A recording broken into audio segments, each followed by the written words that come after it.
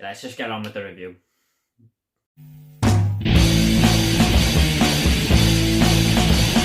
What is up, everyone? Movie Worm back again with another review, and this is going to be for the 2021 film Godzilla vs Kong, and this is directed by Adam Wingard and stars Rebecca Hall, Millie Bobby Brown and Alexander Skarsgard.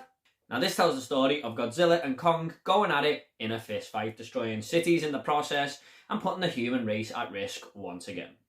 Now I was really excited for this film. I watched Godzilla King of the Monsters in preparation for it, and I was really looking forward to the prospect of King Kong going up against Godzilla, two of the most famous creatures in film history. I didn't mind that previous film. I thought it had a lot of problems, which a lot of people seem to agree with, you know, when they talk about that movie. And I thought this one had all the chances to put them wrongs to a right here and learn from its past mistakes and be a much better film all around. Now, I know a lot of people just wanted these two to beat each other up in this film, including myself, because that's where the last film shined the most. I mean, no one really cared about the human elements of the previous one, down to a weak script and stuff. And this is definitely where it works for this movie more than anything. When Godzilla and Kong are just going at it, it's jaw-droppingly awesome to look at. And definitely my favourite part of Godzilla vs Kong by a country mile. Now, I remember watching these moments and just thinking how lucky we are as moviegoers to just see these amazing set pieces just happen on the screen with these big monsters destroying each other in the middle of these big city skyscrapers. I mean, it's filmmaking at its best, really, and my only regret was not being in the cinema to witness this, because I think it would have been so much better. But it was just absolutely visually amazing to look at. Now, this is the best King Kong and Godzilla have ever looked, and that's understandable because time has passed now, but the attention to detail on these two massive titans is just there for all to see. It is really, really beautiful to look at, and it's not just these fight scenes, like I said, with the cities crumbling around them and, you know, just going at it. It's more the stuff of when they're not as well. I mean, King Kong at one point is in the Antarctic, and the snow is just resting on his fur, and I was just looking at it going, wow, this is absolutely gorgeous. However, that was kind of it for me. I mean, I don't think this film learned from the problems of the last one, especially the whole human part of the deal. Whoa, what happened here then? Look, I'm sorry to compare this to King of the Monsters again, but you look at that film, it's the same situation here. They had Vera Farmiga, Charles Dance, that is really, really good talent, but they had nothing to work with. And here we've got Rebecca Hall, Alexander Skarsgård, Millie Bobby Brown. That's some pretty good talent there, but again, the script is so weak for them to work with that they can just have nothing to give to the audience in terms of the human elements of this film. And I think it just focused way too much on them once again, and every time it did, I just didn't care. In fact, the best human character of this film was, in fact, Millie Bobby Brown, who had a little bit something more to her than the others, but I think she was in it less than some of the human characters. It just didn't work for me, and I just wanted more Kong and Godzilla action every time they showed up. The dialogue between them two is so weak.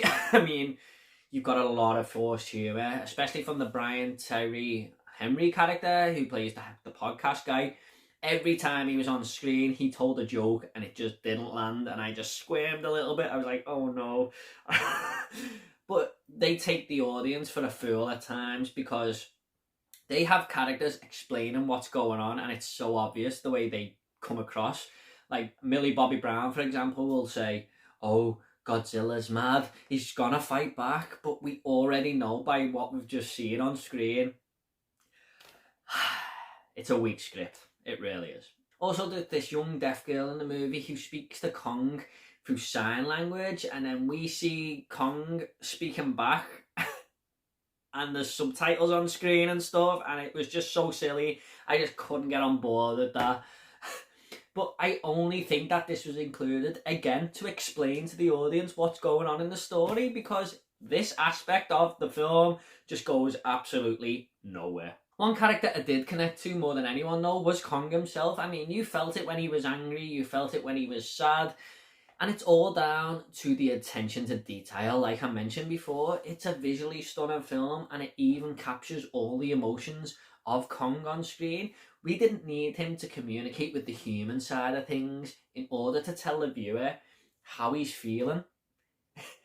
It just was all there by looking at it, and I wish they would have done more of this for the film, because honestly I think it would have benefited it way more and in such a better way. Look, I don't mean to sound like a Debbie Downer here, but there was just so many frustrating aspects to this movie for me.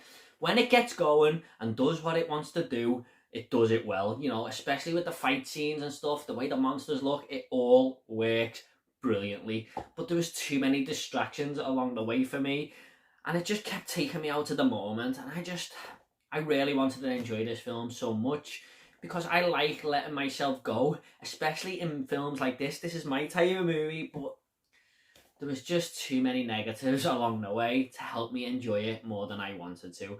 And by the way, I predicted what was going to happen in this film before I even started watching it, and you guessed it, it happened. Look, I would still say give this movie a shot. There's lots of people out there who I've heard are having the time of their lives with Godzilla vs. Kong, and I am so happy that they are. Even if it's just for the visuals, still give it a go, because it's a beautifully well-made movie. And I wanted to love this so much more than I did, but there's just too many things along the way distracting me and frustrating me to do with the script. But I am only ever going to give you my honest opinions on this channel. I'm never going to change my mind because everyone else likes it. This is just my personal feelings, and hopefully when I give it another go down the line, probably when I grab it on 4K or something like that, it may change my mind. But right now, I didn't love this film too much, I'm not going to lie. I'm just going to go ahead and rate this movie now. I'm going to give Godzilla vs. Kong a 6 out of 10. It's not a bad movie overall, there's enjoyment to be had, but honestly, I enjoyed Godzilla, King of the Monsters, just a little bit more than this one. Okay, at the end of these reviews, I always like to leave a little fun fact. Now, a fun fact with Godzilla vs. Kong is that this is the first time in 59 years these two have appeared on screen together. Okay guys, I hope you all enjoyed this review. If you want to subscribe, it's up to yourself. We've got a lot more reviews coming, lots more videos, and if you want to comment about Godzilla vs. Kong, leave it down below and I'll reply to every single one of you, I promise. Take it all easy guys, and I'll see you all in the next video.